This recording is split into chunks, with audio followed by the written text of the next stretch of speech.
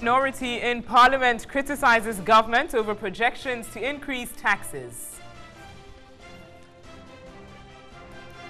Asante Neotumfo II has challenges government to upgrade infrastructure at the country's universities to meet the growing demand for tertiary education. Youth of Asogli State in the Volta region demand apology from MPP chairman over derogatory comment he made about their paramount chief. Also in the headlines, Parliament approved 46 billion euros for phase 2 of the University of Ghana Medical Center project. Ahead in business this evening, the Bank of Ghana announced shares by Belstar, Starmount, SIC, FSL and EDC in ADB Bank. And in international news, President Trump defends Russia over claims of interference in the 2016 U.S. presidential election.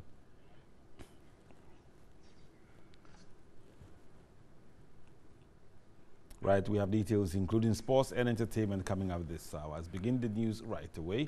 The minority in Parliament says government's intention to increase the value-added tax, VAT, will further worsen the plight of Ghanaians. At a roundtable discussion dubbed Mid-Year and Economic Performance Review, the minority perspective, the group blamed the ailing economy on the reckless nature by which government is implementing its numerous electioneering promises.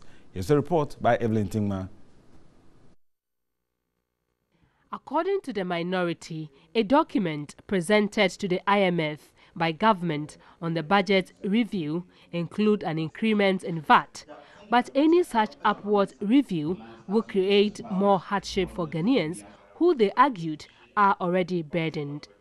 Minority spokesperson on finance, Kaisel Atoforsen, said government is unable to fulfill its numerous campaign promises and is only engaging in what he termed shallow opportunism and populism to save its face. So what it simply means is that the price of milk will go up immediately because there's a VAT on it. A cake of soap, the price will go up immediately because there's a new VAT on it. Anything that you were buying on the market that is tax imposed would see an increase in the tax, and yet your income remains the same. He said, apart from the VAT that government intends to increase, they are also aware of the introduction of minimum corporate tax and an upward review of the communication tax from 6 to 12%. We expect more unproductive anti-business killer taxes that the government is going to likely impose coming Thursday. This government inherited Ghana Infrastructure and Investment Fund. VAT proceeds of about 2.5% of the total VAT is supposed to go into the Ghana Infrastructure and Investment Fund. They have all of a sudden decided to stop allocating that money to the value added to the Ghana Infrastructure and Investment Fund, and they have allocated it to the budget. So already the argument that they want additional 2.5% VAT to support the budget is flawed.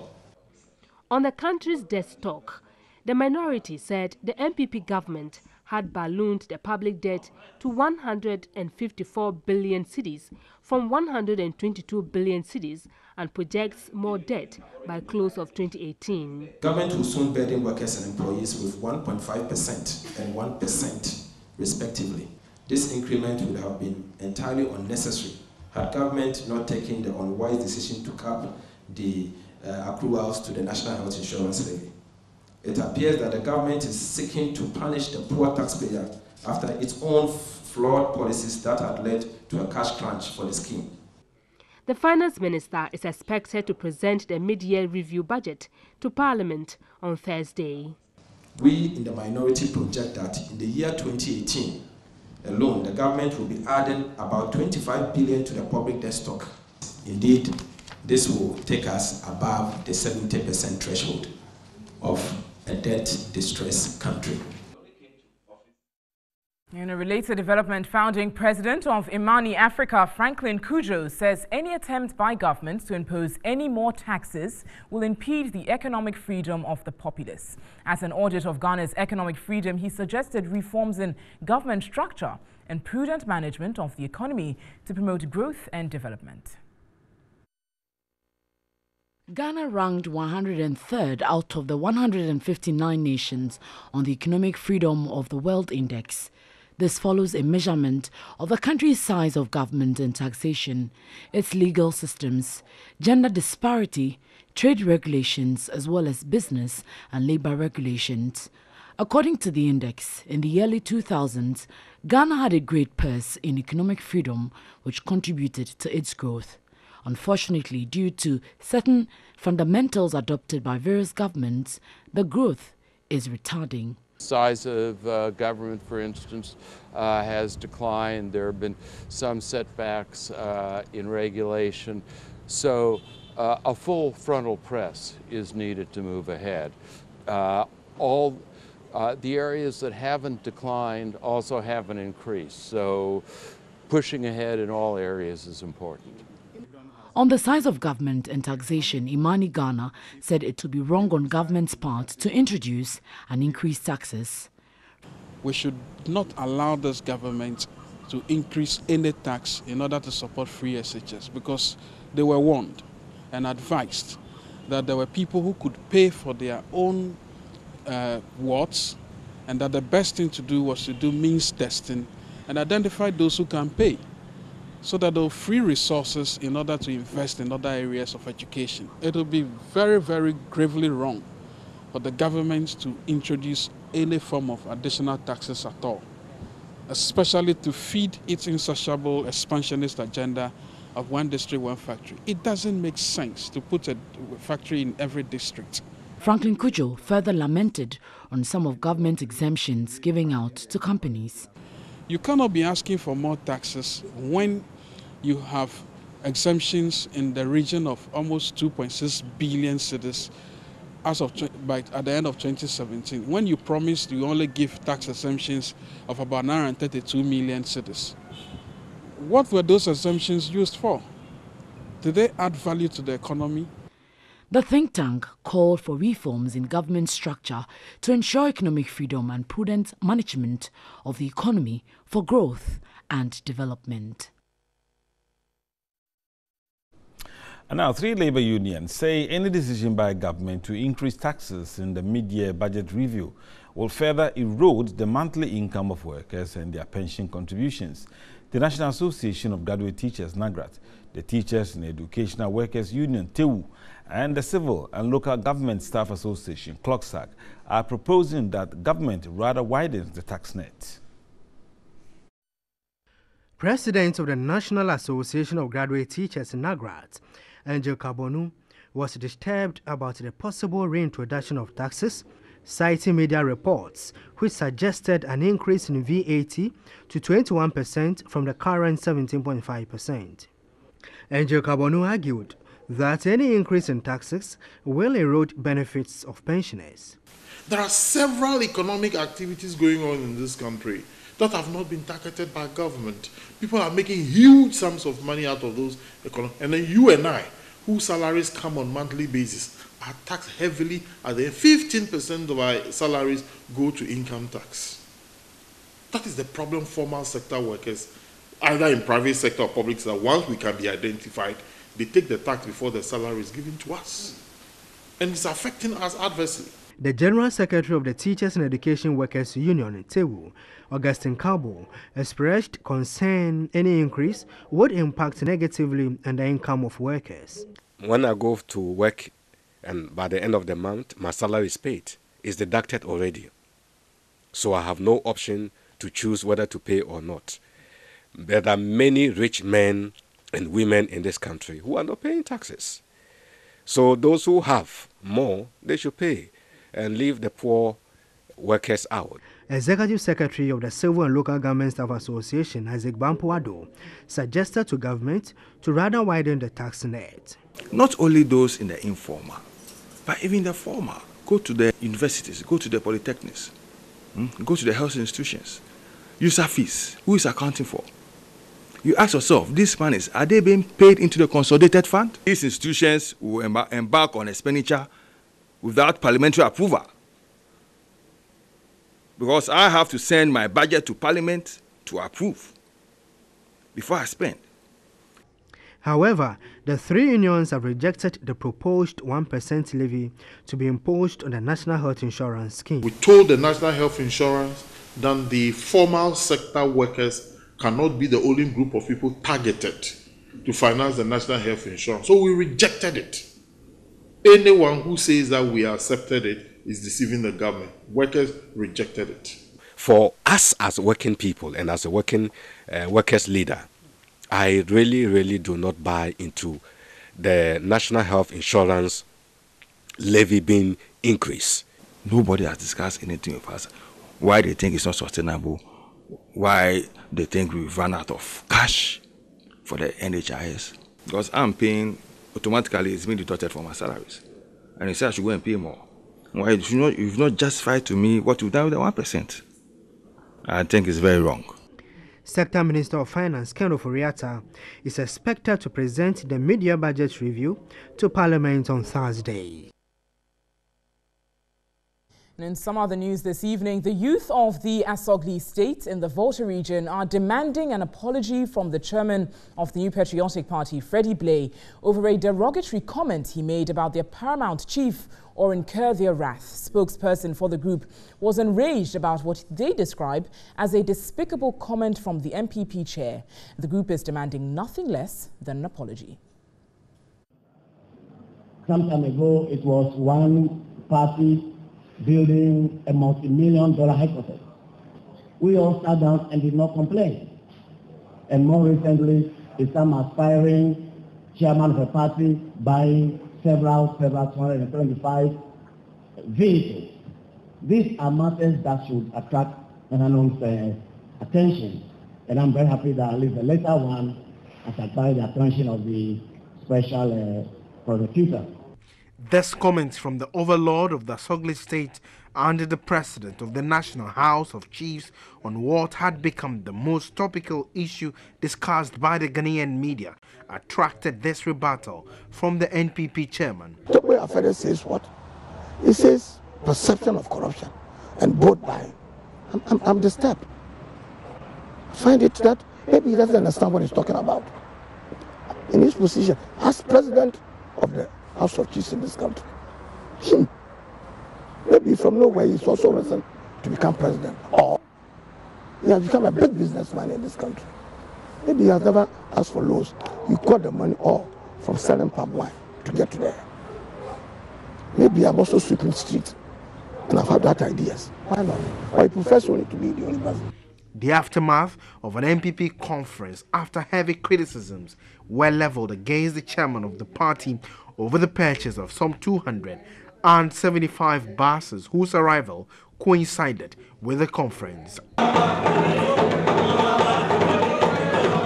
An enraged youth of the Asogli State have expressed disappointment over comment by the MPP chair. The youth of the Asogli State wish to remind him to do the honorable thing so as not to incur the wrath of the youth. A charged youth who are bent on protecting their overlord from any vicious attack. We cannot fathom how such a harmless admonition from our overlord could attract such harsh and abusive words from a person of Mr. Blay's standing. Besides, we fail to understand why his party, the NPP, has refused to comment on Mr. Blay's response. Now, the chiefs and people of Dofor in the North Tong district of the Volta region are unhappy with government for disrespecting their authority as custodians of the Vume Togome lands. They accuse government of planning to rehabilitate, modernize and complete the Kpong Left Bank irrigation project without first consulting them. Here's Robert Abilba's report. The Dofor state lands include Vume Togome, stretching from Nogokpo through Atitekpoi, Tagaji to Kluma, The Kpong left-back irrigation project falls under Dofor State lands. Traditional authority at Dofor released the land to the Supreme Military Council for the cotton farming project. According to the chiefs and people of Dofor, no compensation was paid by then SMC government at the time following a mutual understanding. It therefore came as a surprise to the chiefs and people of Dofor when the current administration did not consult them for the pending irrigation project. We have not been compensated with regards to the land. So they should pay us our compensation and therefore use the land. But without compensation, they can also not use the land. They are therefore demanding the return of the ancestral land or fresh negotiations if government intends to develop it. The said area has been acquired since 1975 from the chiefs and people of Dofor traditional area for cotton project, which is yet to be developed. Since the land is yet to be developed, such land should be reversed to Dofor State. The media was conducted around the farmlands currently being cultivated by smallholder, medium to large-scale farmers. They blame the Lands Commission for arrogating to itself property that does not belong to them and misleading the state, which they feared could trigger a confrontation. And let's turn to the educational sector this evening, as the Asantehene Otumfuo Osei Tutu II has challenged governments to upgrade infrastructure in universities to meet the growing demand for tertiary education. Addressing the 52nd congregation of the Kwame Nkrumah University of Science and Technology in Kumasi, he noted the free SHS policy would double the number of students seeking admission into tertiary institutions. The Asantehene Otumfuo Osei Tutu II, who is also the Chancellor of the Kwame Nkrumah University of Science and Technology, lauded the introduction of the free senior high school policy, but tasked stakeholders in the education sector to come out with measures to deal with the imminent increase in demand for university education. The potential increase in enrollment at the tertiary level will require a corresponding increase in resources, both financial and human, to be able to cope with the student numbers. The time to act is now. I therefore call on the Ministry of Education, the National Council for Tertiary Education, and the Vice Chancellor's Ghana to get it to the drawing board and start planning on how to effectively handle this imminent increase in demand for university education in the country. Vice Chancellor of KNUST, Professor Kwesi Obri Danso, said additional classrooms were under construction to meet the increasing intake. And a 9-story College of Art and Built Environment complex, which will all together deliver classroom spaces of 15,000 more, which means that there will be 15,000 more students to be admitted in addition to our normal 12,000 students. The Minister of Education, Dr. Matthew Opoku Prempeh, expressed government's determination to ensure that qualified students are not denied higher education. No child qualified from this year's BEC, worthy of getting a place in a senior high school, will stay at home. If it so means that we change the school calendar, if it so means that we change the school's curricula, if it so means that we change the school's term, we shall ensure that every qualified child gets a place in a secondary school. 6,528 students graduated this year, out of which 5,848 were undergraduates. 680 graduated with masters, while 61 were awarded their terminal degree of a PhD. And on MTN Video Report tonight, our citizen journalist Roland Yeboah highlights on the flood issue at Sanarigu Kuku Tamale in the northern region.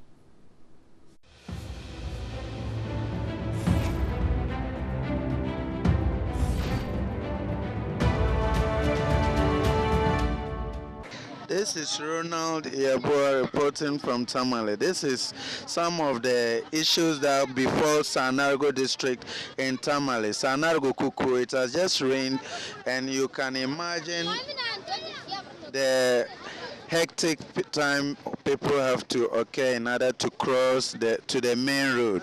Just within a 30-minute rainfall and the whole road is flooded.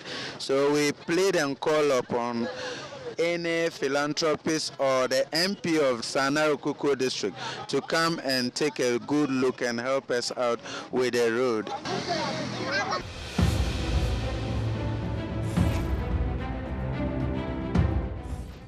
Just wondering if you have to dress like me and go to work, how are you going to wade through that water? You can also send your video report via WhatsApp on 055-143-3044. That's 055-143-3044.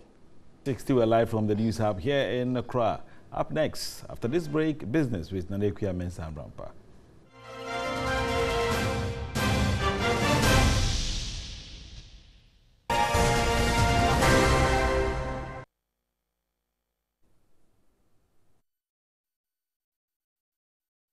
Thanks for staying with us right here on News 360. Good evening.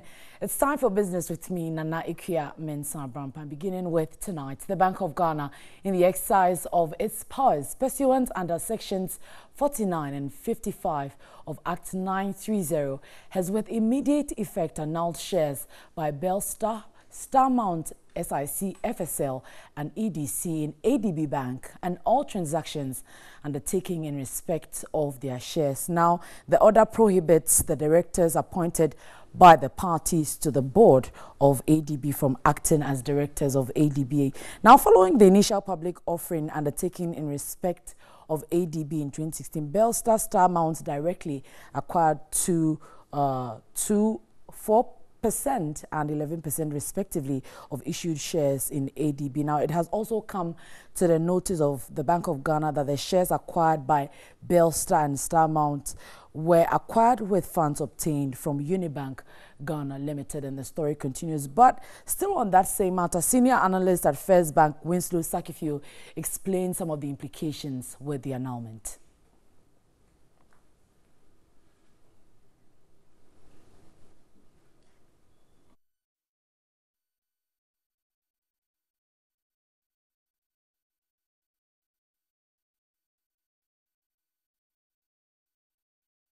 But let's move on to some more stories tonight. And the Nigeria High Commissioner to Ghana, Ambassador Femi Michael Abikoye, has cautioned the Trade and Industry Minister to handle the issue of Nigerian traders operating in Ghanaian markets with care to promote collaboration rather than division. Now, he was reacting to the sector ministry's ultimatum to non-Ghanaians in retail trade to vacate markets across the country. Non-Ghanaians in retail trade have been given up to July 27 to move out of the various markets or be prosecuted. The Trade and Industry Ministry, which issued the order, threatened legal action against those who fail to adhere to the directive. The move is in accordance with Section 27(1) of the GIPC Law 2013, Act 865, which prohibits non-citizens from engaging in any retail business, including the hawking or selling of goods. Nigeria's High Commissioner to Ghana, Ambassador Femi Michael Abikoye, says the sector ministry must handle the issue carefully. The question I ask myself, can a Nigerian call himself a foreigner in Ghana? Can a Ghanaian, who are many in Badagry, in Agege, in Lagos, relate and say they are foreigners in Nigeria? I think the Minister of Trade needs to be very careful with that issue. We shouldn't push it, because if you push it too much, it's not going to help the two economies. But if somebody sit down and thought the only solution to move an economy is to send the so-called foreigners, I don't know whom they are referring to as foreigners, then it's not going to help the economy of this country. He further noted the focus must be on collaboration instead of on division to expand the economies of both countries. We have 230 million markets. If you can assure me that you produce any product today and that both Nigerian and Ghanaians are going to patronize it, I will leave you. I will leave this desk and join you and make money. Those are issues we talk about. We should talk in terms of collaborations and make sure that people live within the laws and regulations. So nobody should talk in terms of saying foreigners or maybe Nigerian traders should leave the market. Leave the market to where? Ghanaian retailers have over the years complained about foreigners, including the Chinese, invading the retail sector. Shops owned by foreigners, mostly Chinese and Nigerians, were shut by the sector ministry in 2012 and 2013, largely due to complaints by the locals that their businesses were being stifled. Well, again, not so much good news for consumers because the Institute of Energy Security, IES, is projecting an increase in fuel prices this month. Now, the institute cites the recent increment in the price of crude on the world market and the rate of depreciating cedi as the basis of its forecast. The energy think tank, however, says the plight of consumers can be mitigated if the National Petroleum Authority, the NPA, activates the price stabilization and recovery levy mechanism. Now, the price of gasoline and gas oil on the international market, we have seen an increment of some 4.58%. That is for gasoline, petrol, and then for gas oil, which is diesel, there's a 2.29% increment there. Now, with respect to the trading currency, when you compare it from the last window to the present prices, you will realize that we have had a depreciation of some 1.92%. So this is what we are looking at now, even though we've had some predictions of oil prices hitting as high as $85 a barrel there. But let's see how that pans out in the next 3 days when we check from the pumps. Away from that now, Woodin has launched New Generation the Woodin for a new generation who are ready to live new experiences. Now, the new generation are ready to wear collection made from exclusive prints from its heritage with stylish strips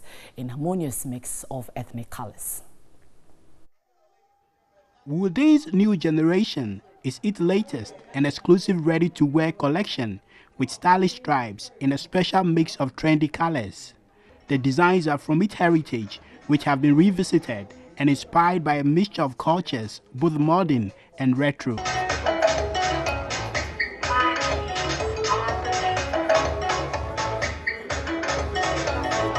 The New Generation portrays a classic yet modern, vibrant African style for the fashionable, expressive and daring men and women who are ready to take on new challenges and experiences. You buy 2 or more pieces of ready-to-wear from the collection, and then you get a code to go to our website, you fill in your details, and you have a chance to spin and undertake a challenge. Now, these challenges are fun, exciting activities. It could be feeding crocodiles somewhere in Paga. With the New Generation collection, Woodin is targeting a new generation that is bold and ready to take on new challenges. Any user movement for any smart casual event you want to attend, you'll find something here at Woodin, and particularly in this new collection.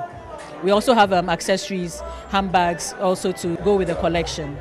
As a fashion brand, Woodin is constantly delivering fashion inspiration to its consumers who reflect confidence. Woodin is one of the brands, one of the 4 brands of the Vlisco Group, because normally people think Woodin is just a shop and people go over to buy. But we also have the GTP brand, which is part of the group. Then we have the Uniwax brand, which is in Ivory Coast. And then we have the Vlisco brand, which is produced in Holland. Woodin is Africa's #1 retail fashion brand, which is inspired by African art and culture.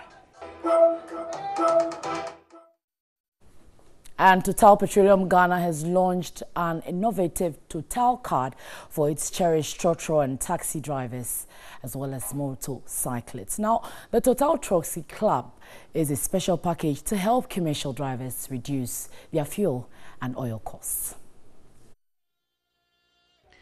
Cardholders will be offered rewards as they buy fuel and oils at any Total services stations across the country. The managing director of Total Petroleum Ghana Limited, Eric Fancini, said Total wants drivers to make profit as they purchase fuel and oil from Total service stations. They can buy whether fuel, lubes. They will have some specific rebates on fuel and lubes, and also they can buy any product in our stations. It's a loyalty program. I'm trying to develop as many benefits as possible for the commercial drivers and I hope it will be successful. He said Total Ghana is the first oil marketing company in the country to create a special club for commercial drivers. Well, I'd like to say that I'm very proud to be the first to introduce this in the Ghanaian market. We are trying to be as innovative as possible. I mean, a month ago we launched our first solar stations. Today it's about commercial drivers, and we are really trying to find the best package for them to fit their requirements for any commercial businesses, basically. Sales and Marketing Manager Abdurrahim Siddiq said all that a commercial driver needs to join the Total Trucksy Club is 50 cedis. Just stop at the nearest Total service station. You'll tell the fuel attendant that you want to join the Total Trucksy Club. They'll take you through the process. You'll be able to register instantly by putting 50 cedis on the card. Then you have an instant gift by way of a T-shirt and then a sticker. And then subsequently, anytime you go to the service station, you are encouraged to put the cash on the card, use it to purchase, so that you can benefit from the instant discount. Total Petroleum Ghana has been in Ghana for over 60 years and has over 4,000 Ghanaians as shareholders and supplies quality and safe fuels and lubricants that meet both international and local regulations and standards. And that's it for the business segment tonight. More on 3news.com. My name is Nanikia Mensah Brampa. Isai standing by with something from Parliament. Right, and more news tonight. Let's go to Parliament now, which has approved 46 million euros for the second phase of the University of Ghana Medical Center project in Accra. The two agreements, according to the Finance Committee report, are necessary to implement phase 2 of the project. The two agreements are Ashra Exports and Tide Commercial between the Government of Ghana and Bank Hapolim. According to the Finance Committee's report, the funding is necessary as Phase 2 would have to be complemented to enable the medical center run fully and also meet international standards. But the minority had issues, stating even Phase 1, which had been completed, has still not been opened to the public. Mr. Speaker, the online facility of which the Deputy Minister told the committee that they are not going to pursue that program is a bit worrying. Because if we have an online arrangement in place, an escrow account will be open so that those proceeds we put in that account we use to finance the facility. The majority, however, argued the Phase 2 is a complement of Phase 1. The Phase 2 will enable the facility to have a cardiothoracic and vascular surgery center, which is needed for surgical emergencies. For trauma cases, you need such components to be able to treat such cases comprehensively. Some minority members also insisted the agreement was 18 months late, adding the current government is simply finding a lot of wrong with the arrangement by the then government, reason why the center has still not been opened. The Minister for Information, together with the Minister of Health, they said, 18th of July, it will be operational. As if, because of what we are discussing now, it will be so. No. The facilities, all these things were already there. My worry is that because we are 18 months late, the amount we are going to get now, whether it will even be sufficient, if there are any changes in exchange rates and all that. And it is important that government should take responsibility and act quickly. I'm happy to tell this House that as we speak, the ministry is taking adequate steps to ensure that the deadline which we set ourselves, that by the end of July, which is this month, the hospital will be operationalized. Others also wanted an on-lending agreement on the loan in order to make accountability transparent. Before approval of the agreements, Minority Chief Whip lamented the consistent absence of the Finance Minister. This meeting, the Minister of Finance has not been here even once. For how long are we going to be giving excuses? Mr. Speaker, I beg of you, let's stand this thing down for the Minister of Finance himself to come. We are tired of this. Why? They are congregating around the media review. Is he the one typing and correcting the typos? The agreement has since been approved by the House.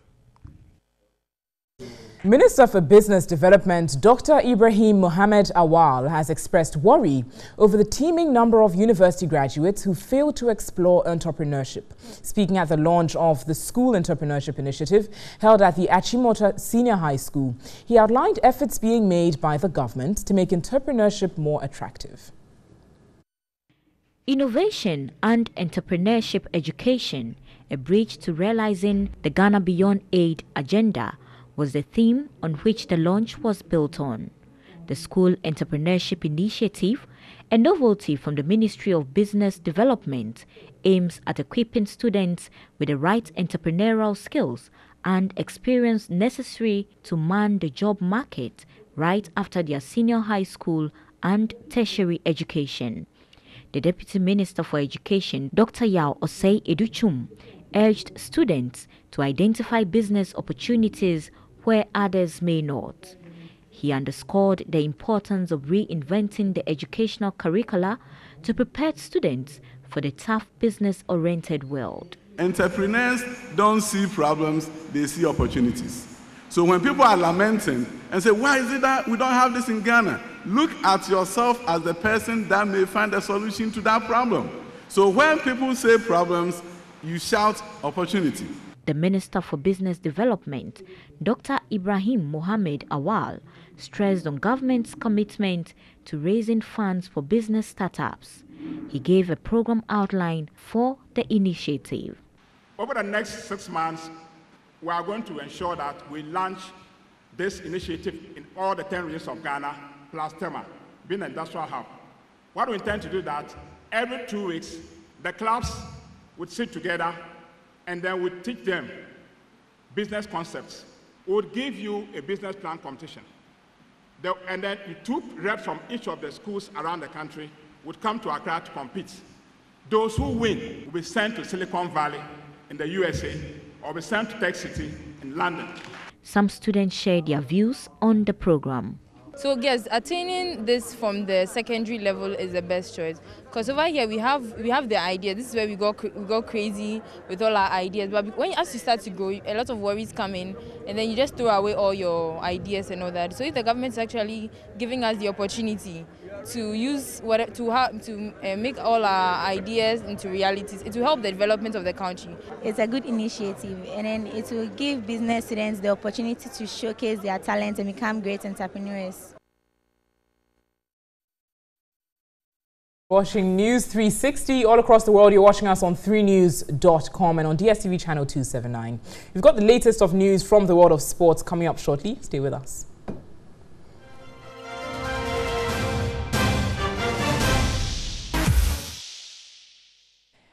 Hello there, good evening. It's time to do some entertainment news tonight. Let's start with Black Stars Levanta forward Emmanuel Boateng. Now, he's set to release his first song titled Oluwade on Tuesday, July 17th. He'll be joining the likes of Captain Asamoah Gyan as Ghanaian players to also venture into music. Oluwade, Oluwade, Oluwade. The 22-year-old revealed his love for singing started from his childhood and at church. The single will feature famous Vincent Adom Balfour and Umar Alidu, a duo whose hit Nufono enjoyed massive radio airplay. The single titled Oluwade is produced by Redemption Beats and will be out Tuesday, July 17. I chose Oluwade because, you know, when you believe there is God, you know, everything is gonna go well. You just need to have faith, think positive. Sometimes when God keeps blessing you, people trying to envy, some keep trying to bring you down. But when you believe there is God, it's not gonna work. It's good to think positive and believe in God. Boateng, known as Barca Slayer, had an outstanding first season in Spain where he scored 6 La Liga goals, 3 against Barcelona to end their unbeaten run. He also scored another against European champions Real Madrid. The former under-17 Black Starlets forward earned his debut call-up to the senior national team of Ghana, the Black Stars, last month ahead of their friendlies against Iceland and Japan. And you can tune into the Urban Blend tomorrow on 3FM 92.7 to hear that song. Away from that, but still staying with music, Lynx Entertainment signee Kwame Eugene and Kiddy over the weeks filled their European funds with exciting stage performances as they toured Europe. One time. One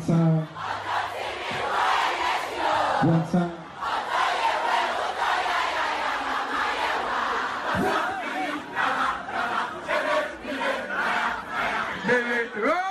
This year has been very good for new age powerhouses Kwame Eugene and Kiddy as they have earned spots on international stages.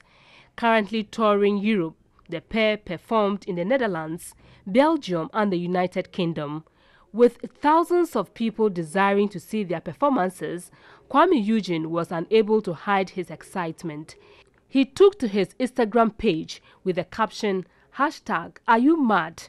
At Davido Official, #Inspired, #Rockstar, #Party in the Park at Aquaba UK, which is to say he took inspiration from Davido for his performance.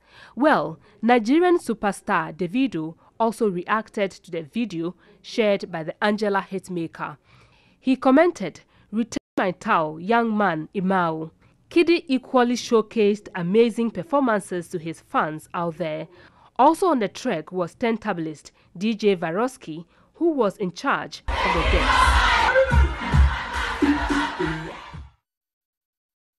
Well, that's about it for entertainment news tonight. My name is Miriam. There's more news on 3news.com.